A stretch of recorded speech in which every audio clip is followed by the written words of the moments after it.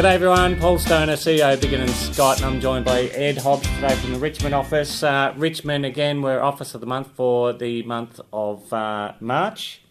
So, from what I'm seeing, the market's really good in Richmond. What's happening? Yeah, big month for the team. Was it close to 40 sales? It was massive. Which is, a bit surprising. So, well it killed done. last year, but I guess Easter was different, but... Yeah, a few interruptions and Labor Day, long weekend. So what did we auction? 3 out of 5 weekends, I think. Yeah, and you had I posted, I've actually reposted your clearance of 98%, I think it was, for the office in the month of March. Yep, okay. Wow, okay. So, that's pretty good. Well done to the team now, that's awesome. Yeah. I didn't expect that. And I think the whole quarter's been one of our best starts as well for a long time. Yeah, but the market in general, and let's talk the markets that you know very well, it seems to be really healthy. Although we were just chatting before we came on camera about you've changed your dialogue with a few things and you're getting people to recognise good offers when they're there. Yeah, I was just going back through the sales for March, and I think we sold, our team, just to use that as an example, I think it was 12, but I think there were 4 sold, so a quarter up prior. So I was just saying about recognising a key buyer prior and having the vendor set up for the right offer to come through is critical. Yeah. So prices have still been really good, but maybe 1 or 2 key buyers as opposed to 3 or 4. So your recognition process for that sort of stuff is the number of people coming through and whether you're being asked for contracts and so forth. So you're repeat inspections, the qualification of the buyers, and setting up the vendors to tell them, hey, if we can get a key offer prior, be open. Yeah. And having that chat before it happens, because otherwise it's a bit too much in the last week for under to comprehend. And let's talk about the vendors for a minute. So they're open to those conversations. They actually enjoy that more than just waiting. Yeah, look, even a lot of them say, oh, look, if you can get a good offer prior, let me know. So they even bring it up on occasions. If they don't, part of our dialogue early in that early in the campaign, even before it's listed, hey, we are selling perhaps a quarter and for good prices, so keep an open mind if that's the case. A quarter's a big number. Yeah. There's a few apartments in there, and so that's part of that. James Richer is brilliant pre-auction. Emily Sayers is brilliant pre-auction. They seem to have this skill that we actually ask us at the sales team, hey guys, what's your dialogue? We don't even, I can't even do it at times. Yeah. So, well done to those guys. Now, also you're excited when you came in about Blanche Street, and everybody would have seen the video on YouTube and Facebook about Blanche Street. The Age picked it up, big full-page spread. In fact, the buyer was away for the auction but read the editorial on a flight. Yeah, right. And when I showed him yesterday, he said, no, I've already read it. I was flying to Sydney. So I thought, this is a good start to the inspection.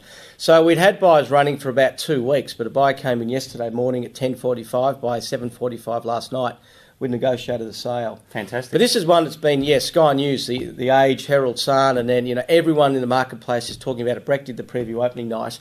And then at auction, not a bid. But it was almost too nichey. It had the shipping containers craned in for the extension. So it was one of those ones for Richmond. It was almost a bit ahead of its time. But I've got to get through a cool-off now, but that's been my most satisfying sale. Really cool, but quirky, hey? Yeah, and sort of 3 levels, spiral staircase and stuff. A little nichey. Yeah. So, but pumped on that. So demand in Richmond and Collingwood and Abbotsford, Abbotsford for that sort of thing still high for the old warehouses and. Yeah, our warehouse conversions just fly out the door. We had a good one in Abbotsford, Trenery Crescent, over 1.4. These are jumping 100 a year. We did one off market 1.5 this year, 1.65. 12 months later. Incredible. Just organic stuff, nothing done to the property. Yeah. Double-fronted, single-fronted period homes in Richmond are gold mines. Yeah. These things just never go out of fashion. The apartment market is tight. We've spoken about that. But it is transacting, and there is starting to feel like the knot's loosened a bit. Yeah. And Joe Doherty's doing some really good stuff around the apartments as well, and a cracking listing in Kew coming up. Yeah, fantastic. Yeah, Joe's doing some good numbers. Joe is doing well, yes, really absolutely. Yep, she must have been taught well. She was trained very well, Joe. And also a special shout-out Michelle Carter as well, the unsung hero. She does a lot of stuff behind the scenes and doesn't get a lot of recognition at times. No, she Michelle, doesn't. We love you. You're brilliant. Well done. Yeah, you're okay, Michelle. Okay.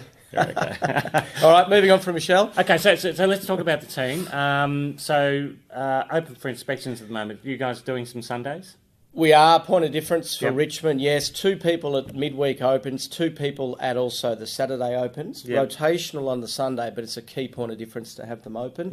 The preview opening nights as well have been a hit. Blanche Street, we had the champagne out, and we had a whole lot of prospective vendors there. Yep. I So think run like a VIP night from like database? a VIP night. Yeah, we don't Yep. technically call it VIP because some buyers think they're not VIP buyers. Yeah, yeah. So they don't tend to come through. So we just changed the wording a tad. Yeah, good. Preview opening, rang everyone in Cremorne that night. We had about 20, 30 people through. Yep. I think there were 3 prospective vendors in that came through, and I reckon I've listed all 3. Wow. Yeah, I'm pretty sure I have. Okay. And stuff off market that's coming up at the end of the year, but they love that sort of that special Customer service. It's great customer service. So that was a really good night. It's going above and beyond. So that's fantastic. So you're doing some Sundays, you're tweaking against the competition.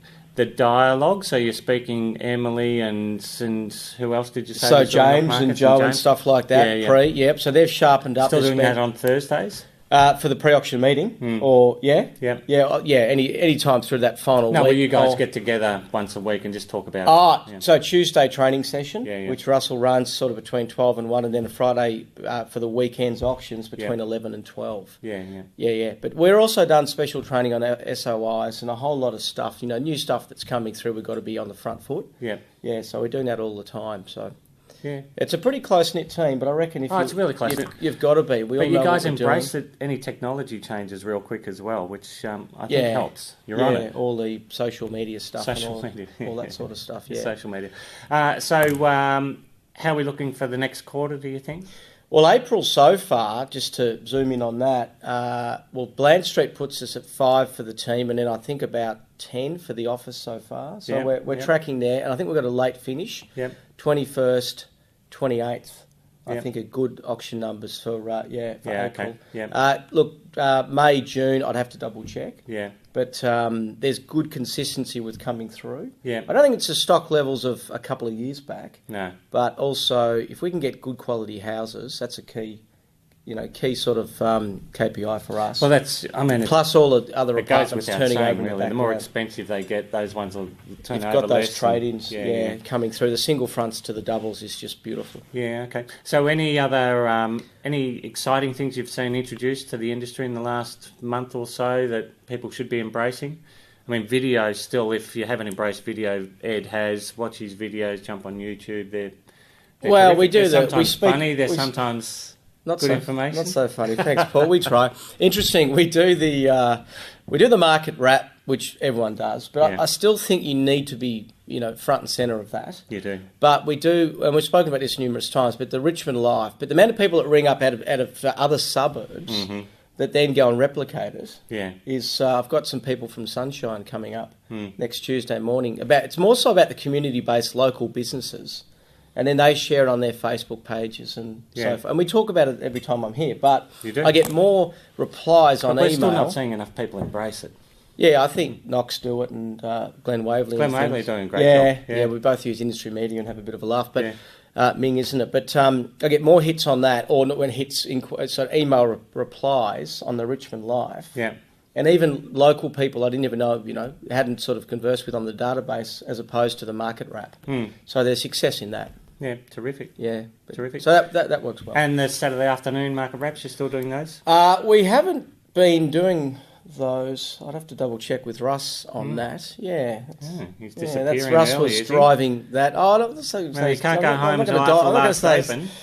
No, he's around. We had 32 Leslie, which is a big thumping $2.5 to $3 million house. It's coming up. Russ, I guarantee Russ was there. He got chased around the open by a former client, I think. Yeah, I think he was hiding in the end. But Yeah. yeah. Personally for you, you're on track. Yeah, running. Yeah, so second best start for the quarter. Yep. In about 6 years. Fantastic. So big part of that's James Richer. Ben Manalitsis has been a star, but just want to wish Ben a happy sort of 6 months. He's going on leave in Albert Park, Is he? if you know what I mean. But we think he'll be back. Right. I'll explain later for the Christmas party. So Ben, have fun on your leave. We'll see you soon. Yeah. Awards night, you might miss that. Awards night, yeah. Yeah. But Ben's been a good part of that, but we'll miss him. Yeah, okay. Yeah. And the rest of the team, Alan, lots of projects happening. Yeah, Big Al's put on a new one in Victoria Street. He had a 4.8, I think, of 5 mil. He's done some really big transactions. Yeah. Russell's been very helpful with those as well. So the market's pretty dynamic at the moment in Richmond. It had a bit of a slow patch towards the end of last year. It seems to be. And there seems to be the agents in the office now starting to sort of fall into tactically niches of what we're selling. So I'm sort of singles, doubles, Big L's developments. Yeah. You've got Emily's and Joe doing apartments to get some pace up, but then they'll move into the houses. So each sort of agent's got their specialty. Moving with their clients, probably. Yeah, as you progress up and mature. Yeah, well, interesting. Hopefully mature. Anything else that you think you're doing, you want to share with the officers that are watching, any of the directors? Have you changed anything? Oh, just the grind of the calls, the non-sexy calls. We talk about it off camera, but it's just got to be done. And look, there are times that I haven't done them, and it's a 2 to 3 month lag where you look back and say, I just didn't hit it at that point. But big on anniversaries and checking in annually there, checking in around. Like Blanche for last, I cannot wait to ring. There's about 20 owners in Cremorne that came through. Yeah. And I was awake at 5 this morning. I couldn't sleep. I'm like, I've got to, I was pacing hard from last night, and I've got to ring these Cremorne owners. Yeah. So as soon as I'm out, bang, I'm going to do that. Yeah. So and they're on your pumped list. to ring them. Yeah. So I don't know how you enjoy prospecting, but on a big sale like that, it just comes naturally. But that is one of those things that's in your head. You've got to get it out. You've got to get get it done. And almost bragging about a 1650 result, which which was in our expectations at the start, but it's finally happened after sort of a passing 2 weeks with no offers. Yeah, but it's good to see something from the start to the finish, and you put in a lot of work with that. The preview opening, massive. The editorials and videos and everything. It's a big job. It was, and we put probably from an editorial perspective, it's had more coverage than any other property. Yeah, but it's just one that they picked up naturally, just nice. Because of its extensions and what we spoke about earlier. Well, mate, congratulations to the team. Thank if you. You're watching. Yep. Congratulations to you. We look forward to see what happens in this next quarter. Not too many disruptions. We've just got Anzac Day. Pretty straightforward. Yeah, what's that? 26. Yeah. School holidays finish after this weekend, so we're it's all back into it, and it should be a lot of fun. Thanks for watching. Thanks for watching, everyone.